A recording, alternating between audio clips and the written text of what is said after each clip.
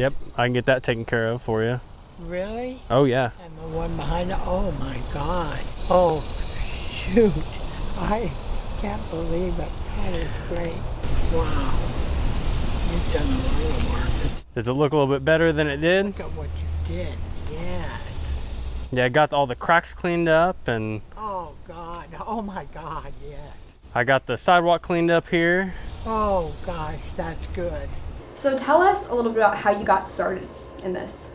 In the whole SB Mowing thing? Yeah, so I actually started 3 years ago. I saw some other people just posting online about just helping people out in their community, just doing what they do with their mowing business. And so I thought it'd be really cool to kind of start doing that because I've been running a mowing business since I was 11 years old around the area. And I just kind of grew it up from there. And so once I came back from school at K-State, I started kind of helping people out when I saw that they needed it and just saw a crazy overgrown lawn, and I'd ask them to do it for free, and I'd film a video and just share it, and it got immediate success, and people loved watching it, so I just have kept doing it since then.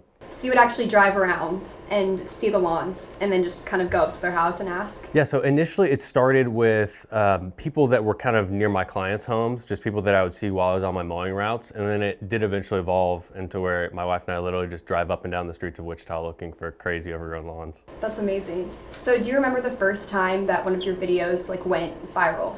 Yeah, so it was pretty crazy because I posted on YouTube and Facebook, and then my wife was like, hey, you should try posting this on TikTok, and so I did, and it actually got immediate success on TikTok, and it really kind of fueled me to keep doing it. So tell me about today with Beth. Tell me the story with Beth, how it got started, the video on Friday, just talk a little bit about that. Yeah, so what a lot of people don't know is that I'm shooting a lot of my content ahead of time, and so I shoot most of it during the summer so that I can post during the winter. And so a few months ago, I actually had a lady from the city reach out to me and was like, hey, we've got this older lady that needs a lot of help, her lawn's getting to the point where we're gonna have to send someone out there, and we really don't want to do that. And so I went over and checked it out, and it was getting really overgrown. And I talked to her, and she said she's been trying to call some people, and she's not able to get a hold of any lawn care company, and she just had a lot of trouble getting somebody out there.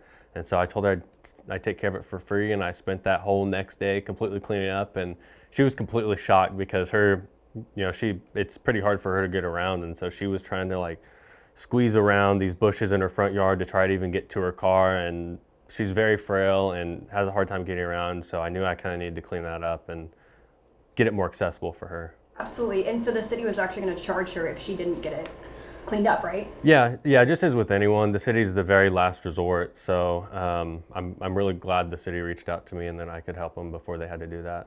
Talk about what you surprised Beth with today. Yeah, so I went by her house, and I called her up first, and the first thing she says was like, oh, I'm just, I still can't believe, yesterday you came by and told me you're going to try to get me a new driveway and a ramp. And she said she just had to go take a nap because it was so much for her at the time. And so I told her I had a little bit more news for her, so I wanted to come by and stop by. And so I went and stopped by today, just a little bit ago.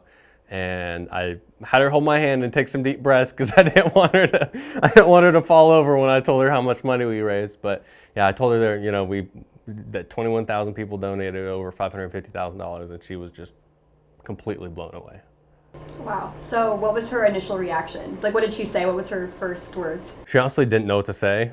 She said In shock. she said that she was so in shock that she was having trouble even crying, and so it was a really heartwarming reaction, and she kept telling me, over the past couple of days, why me, why would people do this for me? And so I was just assuring her that people just loved her story, and we wanted to help her out just like neighbors are supposed to do. And so I read her some of the messages that some of the GoFundMe people sent with their donations, and she was just crying, and it was just a really heartwarming reaction. At first off, I could tell that Beth needed some help, especially with her accessibility stuff. And then she was just a really, really sweet woman. I do these for a lot of people, and not everybody is as appreciative as she is. And so I could just tell that she's someone I want to do this for, and everybody else felt that way too. I got thousands of comments of people asking me to, hey, set something up so that we can donate. Can people still donate to the GoFundMe? Yeah, the link is on my YouTube right now. It's on the video that my most recent video that I posted of the transformation of her yard. I think I'm going to leave it open for the rest of the week. How is Beth doing now? Like, where do you guys go from here? Where does she go from here So with the donations? yeah, so it's a very large amount of money. So I want to make sure that it's used correctly. Obviously, I don't want anyone trying to take advantage of her, knowing that she has the money. And so I'm currently working with an estate attorney to get a trust set up so that that money is used wisely and it's used for what it's supposed to be used for. Yeah, so this is the third GoFundMe I've done. The first one, we raised $10,000 for a disabled veteran here in Wichita. And then the second one, I was actually in Corpus Christi, Texas last year, about this time last year. And I ended up finding a cat, a stray cat in one of the lawns that I was doing, and just very, very hurt, had a very bad abscess under its leg from a dog attack. And so I tried calling a bunch of different places, and nobody would take on the cat because they're just looking to get healthy cats to adopt out.